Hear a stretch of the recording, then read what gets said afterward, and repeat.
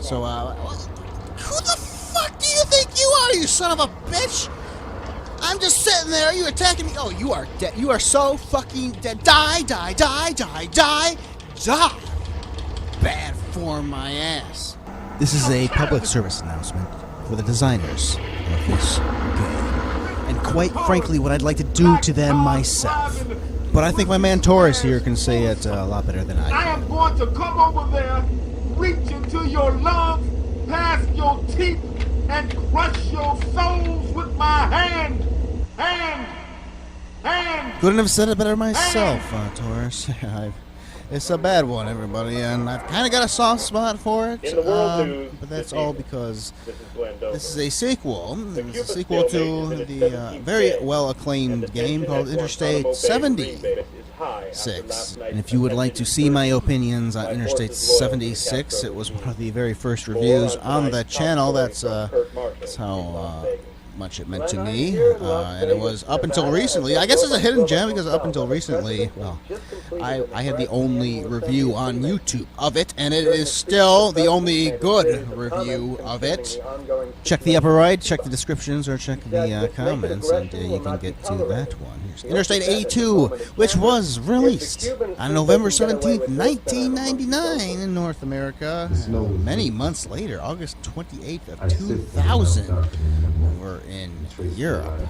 Now, believe it or not, there are some people who do kind of like this game for some reason. So I'm going to approach it, sort of safely while still giving you my full opinion. But by safely, as in I'm going to present you with some, concrete evidence of other people's quite founded opinions of it. This is from Computer Gaming World. We're going to get a little bit more into this one a little bit later on. But this is from Computer Gaming World's review. We have before us a car wreck.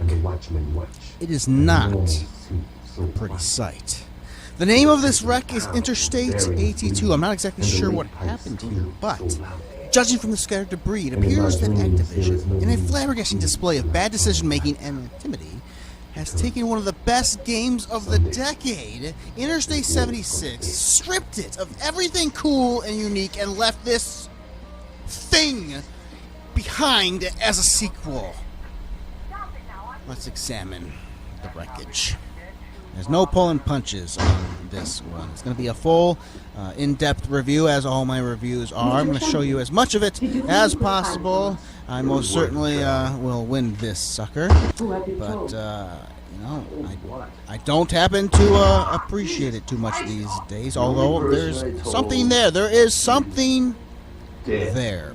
I guess it would be in the story, cut scenes here, Dan Jackals. I love the skirting of the copyrights. The car vehicles have quite a bit of that going on, and I always get a kick out of it. I've always been very attached to these characters because of the way the story unfolded in Interstate 76. Interstate 76 also had an expansion pack, which cemented some more feelings for even Jade, who dies in the beginning of Interstate 76. Now, she is featured in these expansion packs, so you get to play as her, and you get to see her perspective, and you get to feel for her. These games have always been good about connecting you with these members, and this game is no exception to that. That's what holds together. That's what gives it that tugging feeling. It's not just an all-out attack. You can't just say we absolutely hate this game, because there is something about these characters here. That was Groove Champion right there, the player character of Interstate 76. Is his fate tied with that of his sisters? I guess we will have to see.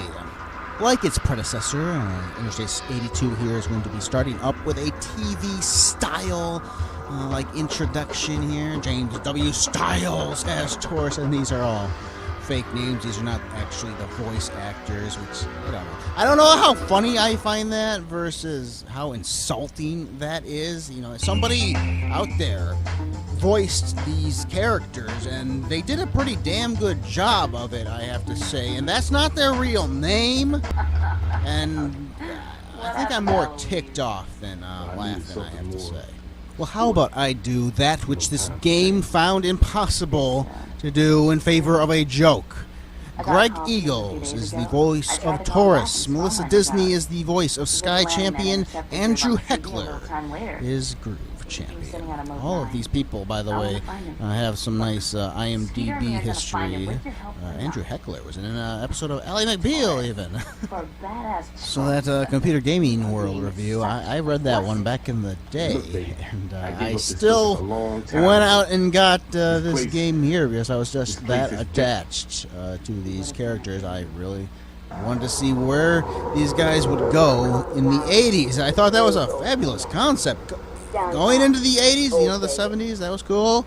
Now we're going into the 80s. I thought that was a logical leap.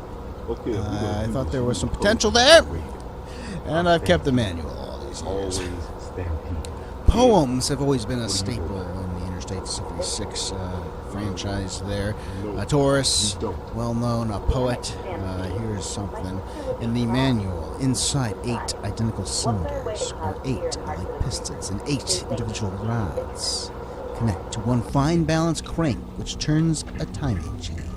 That runs the cam that lifts the lifters and rocks the rockers and impels the valves which bears the bore to the gas-air mixture which, when ignited by the coil, burns like hellfire, whose excitation causes expansion inside 8 identical cylinders. There ain't no fan of this game that's going to be able to insult my opinions on this one. You know this game is bad.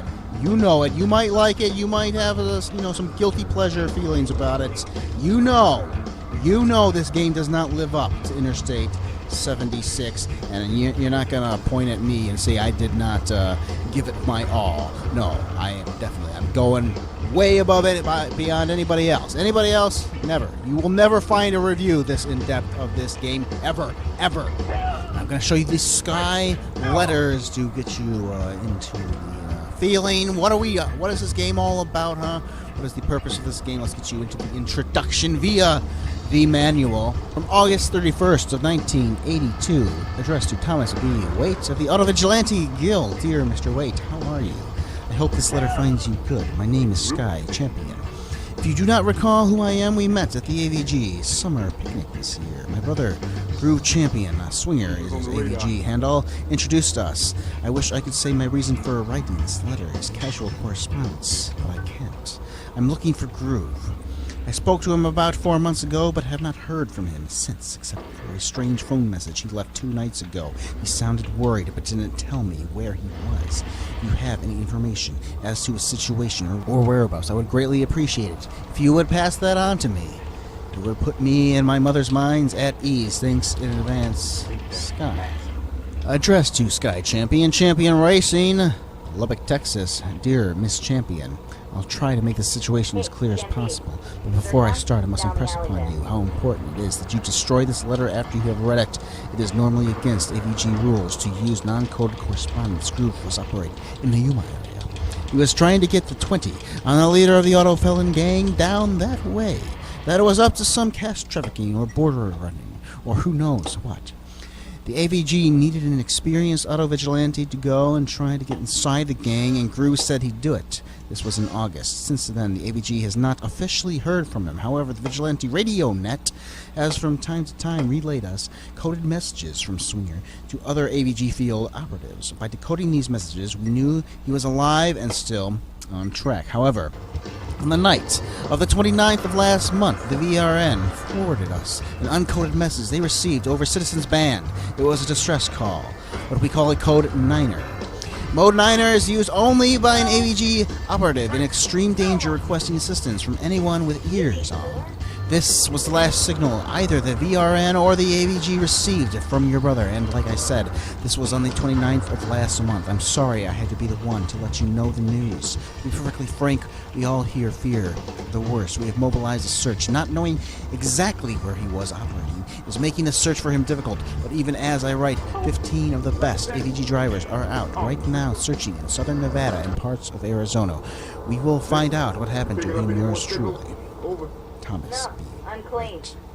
from November 5th of 1982. Dear Mr. Wade, thank you for your letter. I burned it. I'm beside myself, and I apologize if I'm brief. Is there any news? If not, how can I get in touch with Stampede? Sky. Dear Miss Champion, I'm sorry. There's no news at all concerning the whereabouts of your brother again. I'm sorry. As to your question about Stampede, I don't have a number on him. He has been off the AVG roster for over 4 years. Last I heard, he was out of the game completely. I don't know if this is true, but one of the guys says that he was driving a cab in Ohio.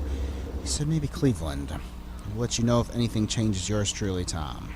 So at the end of every mission, you get to customize your vehicle, as you will see here. We get to buy guns, we get to upgrade the engines a little bit. All of this is taken from ideas from the first Interstate 76. Now it has a graphical enhancement here where you actually see the guns, and you get to actually put them on the car where it's all text in the original Interstate 76, but there's no repairing like there was in the original game.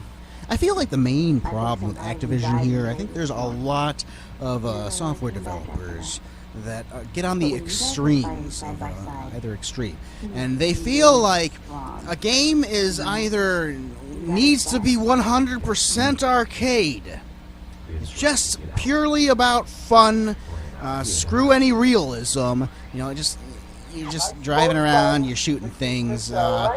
It's essentially, this game has turned into a first-person shooter minus the first-person view, which was in the original game. You could have a first-person view, although I didn't. I like the third-person view a little more. But it is essentially shooting some cars, having a little bit of fun, seeing a little bit of story. That's the arcade element. Or you can be F-16 fighting Falcon or something. You can be these Jane's F-15, these 100%, like if you can fly the airplane in the game, you can fly the airplane in real life. That is what some of these simulations are. So it's either the arcade, 100% arcade, or it's 100% simulation. It's real, it's 100% there. There's nothing, there's no ifs, ands, or buts about it. That, I feel like these software people, like, this is the kind of mindset they get in, and what they saw was Interstate 76 got a lot of reviews. I'm not sure how well it sold. Some people I've seen claimed it sold kind of well, but then other people, like, it's not mentioned at all. So if it sold a lot, why was my Interstate 76 review the only review until LGR got his greedy little hands on it? Perhaps it sold reasonably well, but maybe just not enough compared to what Activision was hoping for. I don't know, but whatever the reason is, they took Interstate 76's success, and they decided that they could have more success if they dumbed it down. And this is what this game is. It is dumbed down. It is a dumb game. In Interstate 76, depending on where your car was hit, if you just get a bunch of hit on the left side, you could get just damage on the left side. You could get your left tire go out, all right? And when the left tire goes out, you feel that. The car handles differently. Everything handles differently. You can get guns that might get damaged. You can have your headlights damaged. The entire car had somewhat realistic physics about it. Not completely realistic. Obviously, no car in the world has a bunch of guns mounted onto it. Okay? It's definitely out of this world. It's fantasy. It's an alternate universe. But there was a lot of realism. It's not perfect. There is a blend. There is a balance. That is what those people like so much. That's why it got such great reviews, Interstate 76. It's because they blended it. That's why Wing Commander gets a lot of love, okay?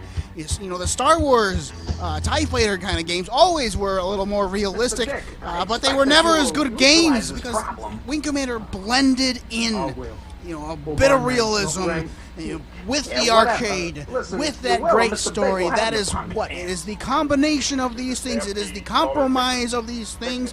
That is what makes the game great. Interstate 82 fails because they just turned it into a little kid's game.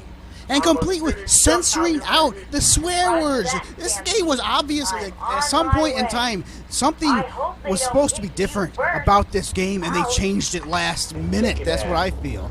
because you can hear, like, they're about to swear in a bunch of spots, and suddenly you get radio interference, or they say, "wussy spaz, motorsuckers," and you can tell that is not what they actually said, okay? They're saying motherfuckers. And I hear there's a way to, some kind of code you can edit to get the swear words back. I actually inputted that code. It didn't work, but I certainly tried to get the swear words back into this game, because it is so stupid to hear these people, these obvious overdubs in them, when Interstate 76 was such a filthy, filthy game in terms of what was said. And that's the appeal of it. Either you change the script completely, you get around it, or you do less swearing, but you put them in there. You put them in there, and then you took them out, you ripped them out the last second. So tell me, fans of this game, huh? Do you think that's a good criticism of this game, huh? You think I'm just being an angry nerd? You think I'm just trying to be, trying to make some laughs or something? You don't think that's genuine? I think it's pretty goddamn genuine anger. And this is just the beginning of the game still. We have not gotten anywhere near the frustration that this game causes you on the later levels. Okay, this is just why is this thing such a kid's game now? Why is it, a little bar of health and you shoot him a couple times and he blows up? Why is it stupid? Why did you go from a game with somewhat realistic physics and you turn it into this terrible thing? We haven't even gotten to the frustration of this game yet, and there is frustration. You see how dark it is right now? That's how dark it is on the fucking screen. I use a very nice Sony Trinitron CRT monitor for my Windows 98 machine, and I never, ever, ever have to fuck with the brightness level or anything like that. Alright, this game is fine during the day, and then you go down these under cave sections, and you can't see anything. That will become frustrating pretty soon here. Alright, let's get back to that review from Computer Gaming World that I showed you a little bit earlier from February of 2000. They reviewed this one. As done by Jeff Green. Jeff Green is, he would become, if he wasn't already at this point, he would become the editor of the entire magazine. The head editor of all the people in the history of Computer Gaming World. You can definitely, I guess you can point to Scorpia as a name that sticks out there. I don't really think of too many of the individuals from these magazines. Jeff Green is the one I think of the most, actually. A very intelligent guy, and quirky guy too. You can read about his love of Pokemon in this very issue later on. But here is his review for Interstate 82. Interstate 76 was set in an alternate universe, 1970s era America. A Mad Maxian place where auto vigilantes roam the streets in heavily weaponed vehicles. The concept was pulled off brilliantly with a clever 1970s TV look. Awesome funk soundtrack, and most importantly, deep and unique gameplay that crossbred auto sims and shooters. Interstate 82 reintroduces the main characters with new 80s era clothing and hairdos and tells a new story. Proof Champion is missing, and his sister has hired you, Taurus, to find him. As in the first game, the story is told with wit and cinematic flair, evolving into a hilarious spin on the Contragate scandal. It'd make a great movie. Unfortunately, there is a game to be played too, and here it's just one bummer after another. Interstate 76 gameplay has been completely gutted. What used to involve an engrossing mock of semi-realistic driving skills and combat strategy has been reduced to one-dimensional, cut-rate, first-person shooter in cars. Damage modeling is gone, replaced by a generic health bar. Both you and your enemies can shoot and hit anywhere, but with no local consequences. Tires stay intact, lights don't blow out, and neither your speed nor control seem to alter no matter how much damage you've suffered. Terrain doesn't seem to exist. You'll drive at the same speed with the same feel whether you're on a paved road, dirt, or in a river. Crashes bear no resemblance to reality, and the impact is the same whether you crash into a building, cliff, or circus tent.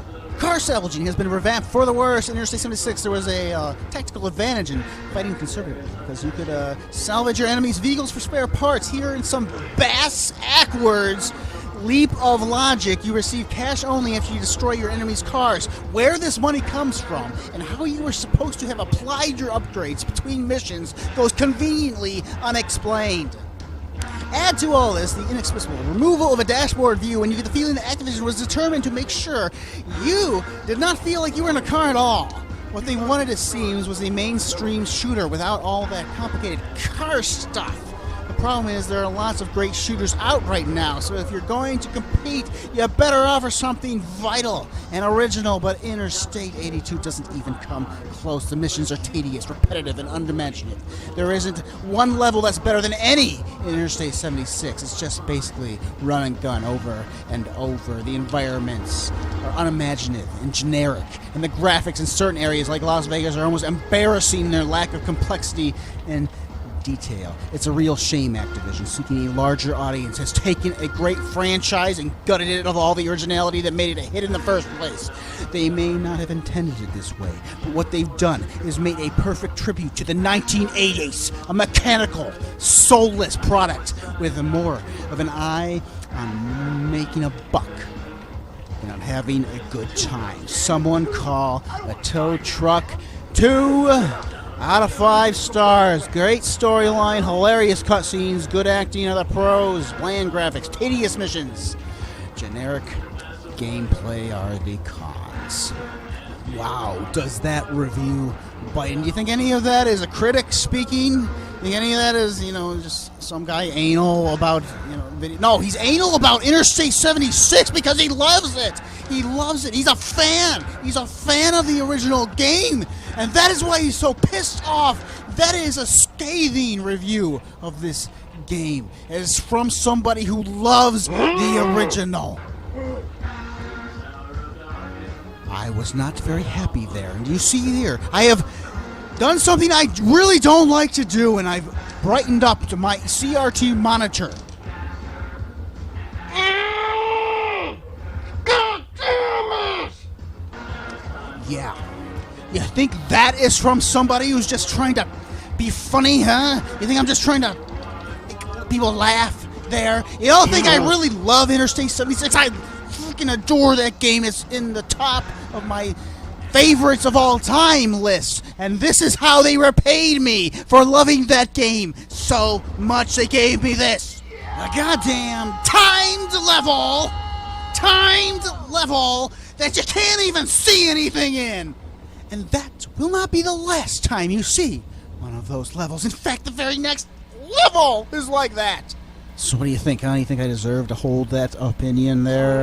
Whatever minor amount of fans there are of this game. Now, perhaps this game could be for a certain select few individuals. I heard from somebody that, while they liked the Interstate 76 storyline, they thought it was really funny, that the game the game was too much for them. It was very frustrating for them. Well, there's a lot of frustrating moments in this game too, but maybe they would like the overall decrease in difficulty because of those lack of damage models and stuff for these cars. Yes, overall, it's a very easy game, especially if you're playing it on the easiest difficulty setting, which I think for the most of this game I was playing at default normal setting. There were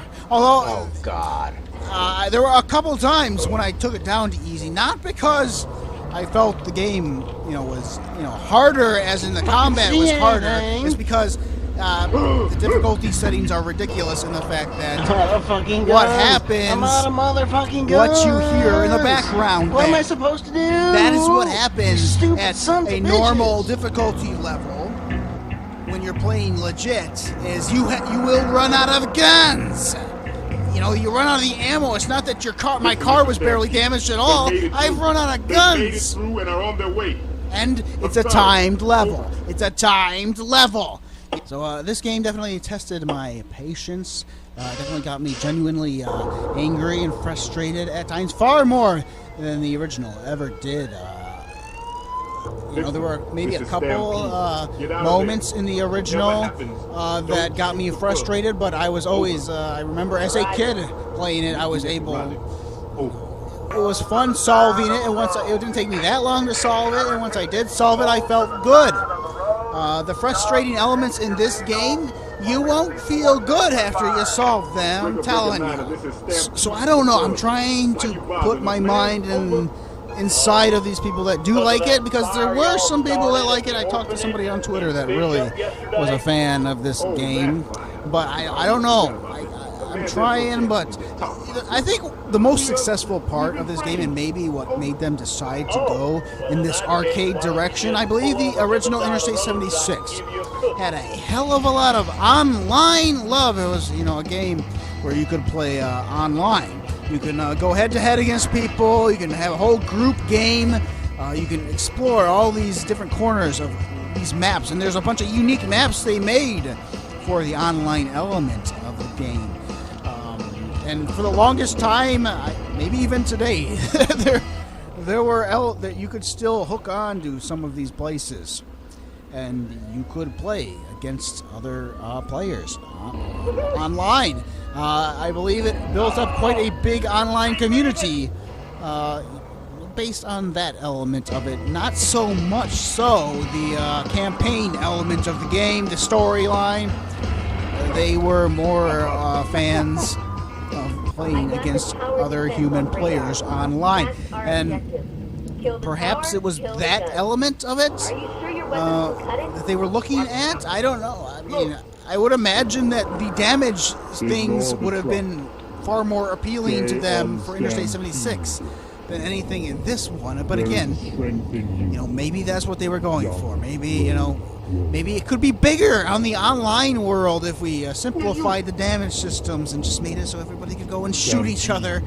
And I do believe that the Interstate 82, if anything survived of this game, it was that online element. And I don't know if that's still a thing today, but for a while there, you could still find Interstate 82 games online. So maybe that's where they're coming from. Maybe that's where the fans of this game are coming from.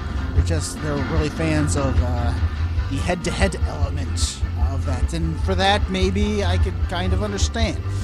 And maybe if Interstate 76 is just too much of a game for you, and it's too much simulation, maybe you could get a little bit of something out of this one.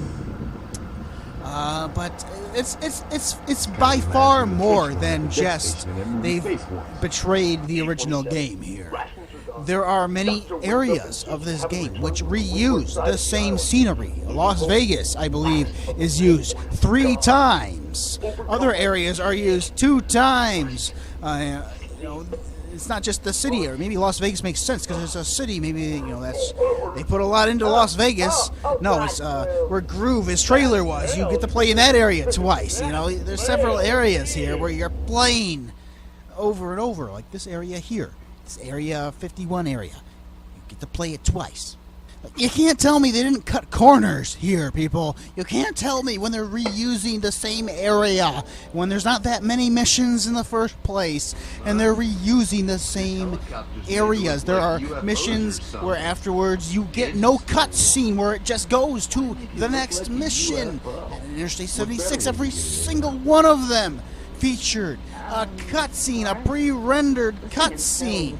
That's the crux of the matter. That's why people don't like the game. It's these little. It's about the game. It's the gameplay, which is just not up to snuff compared to the original. But the game itself, it cuts corners. It ain't. The love isn't there from Activision where it was in Interstate 76. There's things that just don't make technological sense. Whereas Interstate 76, you had a map. You could press the M key, you could get a map. It was a hand-drawn map that you had to make sense of. And find a landmark. Where is it in the location to meet? That is what the 1970s had, and I don't believe the 1980s gave us GPS systems like are shown in this game. When you press the M button, you know exactly where you are on the map. In this game, it doesn't make any technological sense for 1982. And also 1982, what a year, by the way, to choose. The 1976 Interstate 76. It was, you had a whole bunch of cars from the 70s in that game. Now you had some cars previous You know, you had your hot rods from the 20s, 40s, and stuff. You know, you had a whole range of different vehicles. When you're sticking 1982 as the base year, well, that doesn't give you that big of a range for 1980s cars, does it? You know, you got the DeLorean in there, that was fun. You do have the Knight Rider car, you have the Pontiac Trans Am in there. But there really aren't that many 80s cars to sink your teeth into, quite honestly. I mean, all in all, the far better 1980s car game to go to would be Grand Theft Auto Vice City. That would be the far better game that gives you that 80s flair, along, you know, where the gameplay's also good. It's not exactly it's not a car combat game, although there are elements sort of that. That would be the better overall game if you're looking for that 80s flair there. Now, this game has 80s flair. I think the guy on Twitter I was talking to was like, I think he was thinking that I didn't like it maybe because maybe it was cheesy or something. Maybe Interstate 76 was a lot more serious in terms of the story, whereas Interstate 82 is a little cheesy. No, I love that. That's fine. It's funny. It's humorous.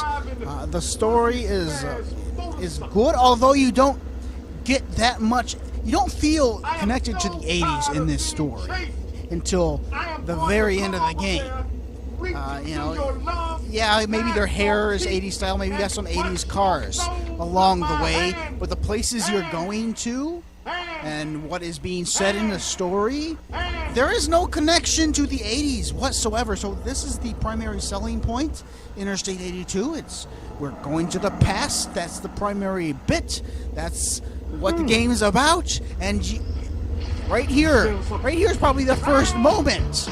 You get a little bit of maybe 1980s feeling here. We're getting hit by SDI, Star Wars Defense. And it's not until the very end of the game when you feel any sort of connection to the 1980s, quite honestly. Now, I think it's time to talk about one of the most hated features of this game, a thing that actually at first glance it kind of sounds neat. In fact, Jeff Green earlier in his review, you know, mentioned this as one of the few good points to the game. I think he's wrong, actually. I think it's a terribly, horribly implemented feature, and that is getting out of the car. Pedestrian mode. Let's hear what the game itself in the manual has to say about this new feature. Pedestrian mode. You may decide to exit your vehicle at some point. This is such a bad idea. Don't do it. If you do, you only have your handgun for defense. There's an upside to doing this, however. You can attempt to find another ride. I think we might actually have to seek some help from my previously mentioned review on Interstate 76 for this particular moment, actually. Let's see what it has for us. I hope you noticed those awful controls, by the way, too.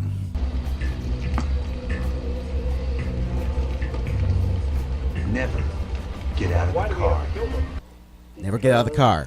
Never get out of the car. That's said several times in very poignant moments in Interstate 76. Never get out of the car. Bad things happen when you get out of the car. Maybe it's one thing. You know, we can get out of the car, we can hijack, you know, some better vehicle or something. You know, yes, that was a problem in Interstate 76. We only got to play with the one vehicle, unless you went into the scenario mode or something. So it's nice to be able to play in some different cars, although they all handle exactly the same. I mean, some of them, I think I've got, you know, I got the cop car now, and that allows me some more weapons. That's about the extent. You know, you get a small car, you can only have a couple weapons. You get a medium-sized car, you get a little more. You get a full size, you get more. And that is the extent of what these cars offer you, other than the aesthetic appeal of them. Okay, so that's one thing. That's one thing. You know, if we want to risk getting out of the car, or if our car is just damaged enough and we got to get out, we got to find another one, that's one thing. Get off. It's another thing completely when you make missions where you have to get out of the car. They make missions where you gotta get out of the car, and no, when you say write it in the manual, don't do this. This is an incredibly bad idea. Activision, don't do this. That was an incredibly horrible idea. And it's moments like this where you get to see the incredibly horrible controls, even in the car, how awful the controls are. And there I am. I'm now carless. Well, I guess if I read the manual, if I try to get in the car, I guess it would self-right itself or something, because that makes sense. But you can hear me, and when shit makes no sense, and it happens like this, it does not leave you with a good impression of the game, by any means. I'm angry. I can't take it anymore, and now I'm stuck. I'm literally stuck on the side of the car. I can't move. Yeah, you can hear me. I'm not shy about that crap. It's awful. It is awful. Now, online, I was checking out some other reviews of the game back in the day. Computer Games magazine said Activision knows the marketplace pretty well, so it's unlikely that they made all these changes to the game on a whim. Well, you could argue that only a tiny number of gamers would appreciate an increase in the simulation aspects over those of the original. A simple arcade game with dull graphics isn't likely to win over any console converts either. Interstate 82 seems trapped in some sort of purgatory between its previous edition and its console brethren, Vigilante 8, and it ultimately turns out less satisfying than either one. Couldn't find a screenshot for that one, though. I guess we'll have to take the text. I don't know. That was on December 8th, 1999, Computer Games magazine. And most of the reviews are overwhelmingly in the negative. That was, I think, Computer Games magazine gave it a 50, I guess, out of 100 or something. There were a couple reviews that gave it in the high 80s, but it seems to me that those either the people that are reviewing those and giving it higher scores, they did not play Interstate 76. Number one. Number two is it does seem like they are more connected to the online community of that era, so they care about the multiplayer aspects of the game. So this is from GameZilla, which I think, if I'm correct, that's just some random Joe Schmo giving it a review. Well, there's no real personality behind the person, but this person said, okay, so I've cheered and jeered the game a bit. Somehow he gave it 84, even though he jeered it. The final verdict is, however, that the game is insanely addictive and has a great storyline in the trip and replayability in instant action and multiplayer modes. I think if I had played, or had the ability to play on a better system, I would have enjoyed the game even more than I already did. If you were a fan of Interstate 76, you need this game. Why? If you are looking for good, solid driving action, Interstate 82 may be just what you're looking for, which is why I gave this game a score of 84. Now you hear me in the background saying, come on, come the fuck on. I guess I just don't respect these people's opinions here. There's a way to go about differing an opinion.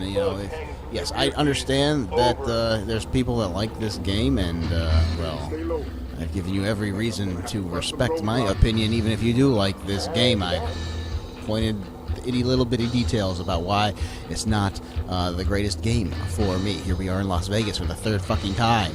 I read them all, and that the GameZilla review was the highest English review. There's a lot of other, looks like German reviews that even had it higher. One of them somehow got into the 90 range, but even the other reviews that had it somewhat higher, most of them were saying most of these changes are not for the better, yet maybe it's still, it's fun action or something, and the story's still good. That's the kind of review I can respect.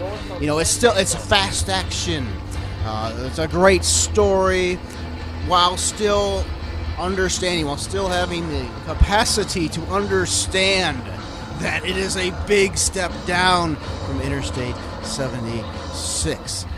I can't respect anybody who says in their review that if you are a fan of Interstate 76, this is a must. Well, I guess it was a must for me to have. Technically, I had to have it, even though I saw the horrible review that Computer Gaming World gave it by Jeff Green there. I still had to have it, and trust me, for a game that I don't seem to like that much, I probably played it more than I played any other game that I don't like so much.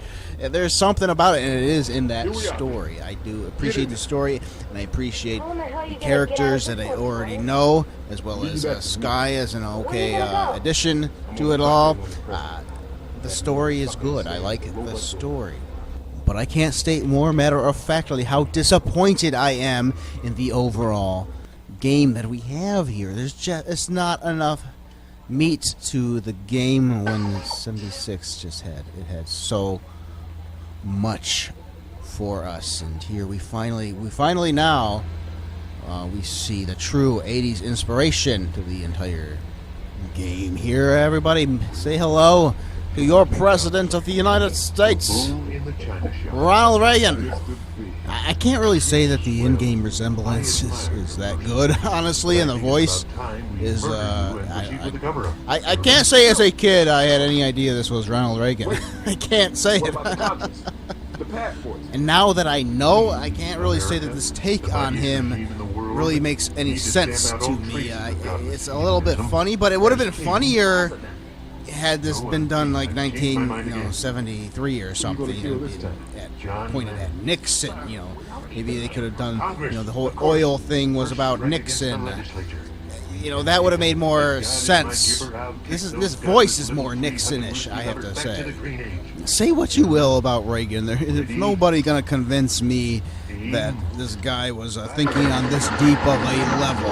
This guy was, in his mind, he was a king, and he had all this. No, it's a freaking actor. Shut up, no. But that's really from the overanalyzing of having played it so much. I mean, at first glance, it all is funny, even when I didn't realize who the hell they were referring to as a kid. I still thought it was funny. I knew it was a politician of some sort. They even refer to him as the president, but I think as a kid I was thinking more Nixon. I really was. I know it was 82, but I was still thinking ex-Nixon, ex-President Nixon trying to do something. It just didn't feel like Reagan to me at all. I guess maybe that's part of the what's supposed to make you laugh. I don't know. So as we learn about Reagan's plot to kill Brezhnev, Princess Grace, and John Belushi, let's look at some of the games that were on the top of the readers' minds, I guess. Computer Gaming World used to do like top 10 lists based on the actual sales numbers. This one appears to be a reader's list, but I guess they are, very consistent from month to month. So when they did the review here for Interstate 82, February of 2000, these were the top games. Number one was Half-Life. Yes, we were getting that first person. This is the wave. It's coming. It's coming. The end of gaming as we know it. It's almost here. But at the same time, we had some awesome games. Number two is the great StarCraft. Number three is Baldur's Gate. Age of Empires 2, which was brand new, I believe. I do believe the review of Age of Empires 2 is in this issue. Another StarCraft expansion pack there. Quake 2 there. Final Fantasy 7 there. Fallout 2. Heroes of Might and Magic 3. Sid Meier's Alpha Centauri. And we got some other ones. I'm just going to look through ones that catch my eye. SimCity 3000 is in there. Caesar 3. MechWarrior 3. From Hasbro? Is that right? Did Activision lose the MechWarrior license there? That might explain a hell of a lot. Interstate 76 was based off the MechWarrior 2 engine. I think that is where a lot of people loved the combat and stuff, is because it was already based upon that very well-respected MechWarrior 2 engine. One of my favorites, Might and Magic 7 is in there, and it rounds out Railroad Tycoon 2. These computer people, the people that were into computer games back then, you can see the child influence creeping in here. You can definitely see see it in the first-person stuff that is starting to make its way, but you can still see the people like my dad still had a hell of a lot of influence in a list like this. I feel it's important to keep tabs on what Rockstar was up to at the moment, because I do like to compare Interstate 76 with Grand Theft Auto 3 and say that Interstate 76 was far more ahead in its thinking than Grand Theft Auto 3. A lot of people are giving Grand Theft Auto 3 a lot of credit. Even when Interstate 82 came out, Grand Theft Auto 3 was not even on the horizon yet. In this same issue, we take a look at Grand Theft Auto 2, which the magazine will give 3.5 stars out of, and they kind of, they're giving nods to the console market here, but you can tell that this is below them when they're on the computer scale. The original Grand Theft Auto was something of a cult hit, inspiring a large online community of wannabe thugs and carjackers, partly due to its controversial subject matter. The success of this sequel will probably be the greatest indicator of whether the hubbub over the original was hype or based on great gameplay. I imagine these people are thinking that it's not that great of a gameplay. GTA 2 will probably bring very few new fans to the series, but should satisfy those hooked by the first game at top price. I put that in there because my original review for Interstate 76 was inspired by a pretty bad review I saw of the Grand Theft Auto series, of the original one and the second one. They're trying to say how influential these games were and how important these games were. And I'm like, this is a bird's eye view in the very late 90s of these cars. And I'm like, no. Grand Theft Auto 3 is a very awesome, it's definitely one of the best games of all time, the third one. But the first two were absolutely nothing special whatsoever. And even the third one, while it deserves a lot of credit for, putting all these different things together and making a wonderful game, the third one itself is nothing too special on its own. It wasn't revolutionary on its own. Okay, you get to kill strippers if you want. Wow. It's whatever. In terms of the actual game engine, in terms of the actual the car mechanic and everything, which is the heart and soul of the game, is riding around in the cars. In terms of that, it was nothing special. It was combining all these other things that made Grand Theft Auto 3 special, and I always felt like, they were taking a little bit from Interstate 76. So this is the end of the game here that we see, and we will be hearing the radio broadcast that will somehow get Ronald Reagan from Las Vegas to Washington, and John Hinckley Jr. will be his attempted assassin. Let me give you my final thoughts here. Now, the game, it holds something. It holds a little special piece in my heart for some reason. It's because of my attachment to the original, and I do really, really enjoy this story, even though there's not enough 80s in it until the very, very end of it. Every step of the way, there's not enough love in this game. It does feel like a cash-in title. It does feel like they're trying to grab the console market with all their might. That's not the proper way to go about it, everybody. Make a brand new game then. You don't take a game that was so well liked and change it so drastically like these guys did here. It's the wrong approach. You don't tend to get that many new people that will come to the game compared to the people that had already been and liked the previous game. When it's a sequel, you're counting on the people that loved the original when it's a sequel. Therefore, you can change things up sometimes, but you got to do it very carefully, and you always have to show love to the original. That is where they failed, and that is why I can't really recommend anybody play this game, but I hope you enjoyed it all. I hope you enjoyed my look at it. And let me first point you to my review on Interstate 76, the original in the series, one of my first reviews. Always very proud of that one, and I definitely love that game a lot more than this one. To me, I always felt like these games were Wing Commander in a car, so check out my review for Wing Commander 4 and my review for the original Wing Commander. Finally, I guess this was a bit of an angry review here, so check out the best angry-ish review that I've ever done, probably, my review for Wheel of Fortune on the Amiga.